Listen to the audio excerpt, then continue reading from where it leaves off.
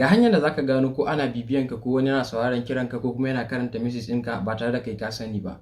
Na yi bidiyo akan inda nake cewa iyaye na ba su codes ɗin da za su dinga dubawa 'ya'yansu su dinga sauraron kiran 'ya'yansu, suna ganin kuma message ɗin 'ya'yansu ta wayansu ba tare da 'ya'yan sun sani ba. So a cikin bidiyon mu ne yau zan koya ma yanda zaka cire ni da kuma yanda zaka duba cewa kai ma ana bibiyan ka ne ko kuma ba a bibiyan ka. Kafin mu shiga cikin bidiyon akwai YouTube channel mai suna Abubakar Sadiq TV. A nan in ka je muna sa abubuwa da dama wanda TikTok ba ta bada dama a ɗaura su. Da farko zaka shiga dial code ɗin wayanka ne idan kana so wato ka duba ana bibiyan ka ko kuma ba a bibiyan ka. Zaka je dial code ɗin wayanka ne ka danna wannan code ɗin. Zaka je ka danna *21# sai ka danna kira akan wannan layin. So wannan zai baka dama ya nuno ma duk wani list ko ana bibiyan ka ne ko kuma ana sauraron kiran ka ne ko ana ganin message ɗinka ne, duka zai nuno ma number amma ana yi kenan. So idan ka duba babu kuma zai sa ma babu kenan kamar yadda kake gani a gaban screen. So idan kuma kana so ka cire zaka shiga dial code ɗin wayanka ne haka kamar haka sai ka danna #002# sai ka danna kira akan layin nan.